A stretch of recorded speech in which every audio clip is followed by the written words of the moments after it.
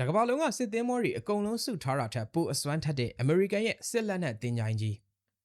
မင်္ဂလာပါယူသားနဲ့ဒိမန်ပရိသတ်ကြီးနိုင်ငံပေါင်း100ကျော်ကစစ်တပ်တွေအကုန်လုံးစုပေါင်းထားတာထက်ပုံမများပြားပြီးပုံမအစွမ်းထက်တဲ့စစ်လေယာဉ်တွေရဟတ်ယာဉ်တွေကိုတဲကန်နေရာထဲမှာအစီအရေးသေးသေးချာချာသိမ်းဆည်းထားတဲ့နေရာတစ်ခုအမေရိကန်မှာရှိပါတယ်။အဲ့ဒီနေရာကတော့အမေရိကန်နိုင်ငံအရီဇိုနာပြည်နယ်ဒူဆန်မြို့ကဒေးဗစ်မွန်တန်လေတပ်အခြေစိုက်စခန်းမှာရှိနေတဲ့ကမ္ဘာအကြီးဆုံးစစ်လက်နက်တင်ကြိုင်ကြီးရဲ့လက်တွေ့မြင်ကွင်းဖြစ်ပါတယ်။ဘယ်လိုအရာမျိုးတွေကများဒီစစ်သင်းကြိုင်းကြီးထဲမှာရှိနေမလဲဆိုတာဗီဒီယိုလေးကိုအတူတူဆက်ကြည့်ရင်လေ့လာကြည့်လိုက်ကြရအောင်ပါ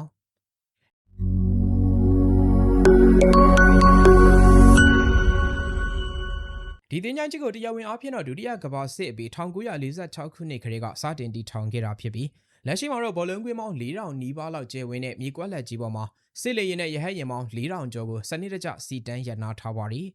အဲ့ဒီထဲမှာကမ္ဘာကျော် F-15, F-16 တိုက်လေယာဉ်တွေအေယာမB-52 ဘုံကျဲလေယာဉ်ကြီးတွေနဲ့ C-5 Galaxy တည်ယူပို့ဆောင်ရေးလေယာဉ်ကြီးတွေအပြင်ရေတပ်လေတပ်ကုန်းတပ်နဲ့ NASA ကအနာပေးထားတဲ့အဆင့်မြင့်လေယာဉ်မျိုးစုံပါဝင်တာကြောင့်ဒီနေရာကိုကမ္ဘာဒုတိယအကြီးဆုံးလေတပ်ကြီးလို့တောင်မှတင်စားကြပါတယ်။ဒါဆိုရင်ဘာကြောင့်ကမ္ဘာပေါ်မှာဒီလောက်များပြားတဲ့နေရာတွေရှိပါလေရဲ့နဲ့အရီဇိုနာရဲ့သဲကန်နေရာတွေမှာမှလာပြီးသိမ်းဆည်းထားရတာလေ။အဓိကအကြောင်းရင်းကတော့ဒီဒေသရဲ့သဘာဝပတ်ဝန်းကျင်ကြောင့်ဖြစ်ပါတယ်။အရီဇိုနာသဲကန်နေရာဟာမိုးရွာသွန်းမှုအလွန်နည်းပါးပြီးလေရစ်ဆိုထိုင်းစလုံးဝနီးပါးမရှိတာကြောင့်တပ်ထုနဲ့ပြုလုပ်ထားတဲ့ဒီစစ်လေယာဉ်ကြီးတွေတန်ကြီးတက်ခြင်းနဲ့ဆွေးမြေ့ခြင်းတွေကနေအလိုလျောက်သဘာဝအတိုင်းကာကွယ်ပေးထားလို့ဖြစ်ပါတယ်။ဒါ့အပြင်ကုန်းမြေအောက်ခြေမြေသားဟာလည်းအလွန်မှကျော်လွန်တာကြောင့်အေယာမတန်ချိန်တောင်းချီလေးတဲ့လေယာဉ်ကြီးတွေကိုကွန်ကရစ်ခင်းစရာမလိုပဲရွှွန့်နွန်နဲ့ကျွမကြသွားအောင်လို့ထိန်းထားနိုင်စွမ်းရှိပါသေးတယ်။ဒီနေရာကိုဘာကြောင့်စစ်သင်းကြိုင်းကြီးလို့အလွယ်ခေါ်ကြတာလဲ။တကယ်တော့လက်တွေ့မှာဒါဟာလေယာဉ်တွေကိုလာပစ်ထားတဲ့အမိုက်ပုံကြီးတက်တော့မဟုတ်ပါဘူး။အမေရိကန်စစ်တပ်ဟာဒီလေယာဉ်တွေကိုအမျိုးအစား၄မျိုးခွဲခြားပြီးတော့အနုစိတ်ပြုပြင်ထိန်းသိမ်းထားတဲ့နေရာလို့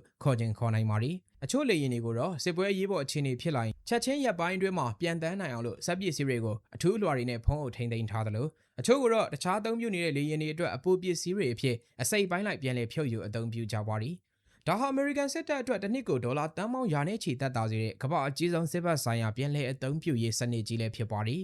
။နောက်ပြီးတုံလို့စရာကောင်းတဲ့အချက်ရှိပါသေးတယ်။ဒီစစ်သင်းကြိုင်းကြီးထဲမှာရှိနေတဲ့အနာပေးထားတဲ့စစ်လက်နက်တွေရဲ့အင်အားဟာလက်ရှိကမ္ဘာပေါ်ကအင်အားကြီးနိုင်ငံအချို့ရဲ့လေတပ်ရေတပ်သူတို့တွေရဲ့အင်အားထက်တောင်မှပိုပြီးတော့များပြားနေတာပါပဲ။အကယ်၍ကမ္ဘာစစ်ကြီးတစ်ခုခုများထားဖြစ်ပွားခဲ့ရင်ဒီသဲကန်နေရာတွေကအိပ်ပျော်နေတဲ့တန်မဏိငှက်ဘလူးကြီးတွေကိုပြန်လဲနှိုးထပြီးစစ်မြေပြင်စီကိုစက္ကန့်မိုင်းတွင်ဆေလွတ်နိုင်အောင်လို့ပြင်ဆင်ထားတာဖြစ်ပါတယ်။ဒါကြောင့်ဒီနေရာဟာအမေရိကန်ရဲ့အနားယူနေတဲ့စစ်အင်ပါယာကြီးနေထိုင်နေရာဆိုလဲမမှားပါဘူး။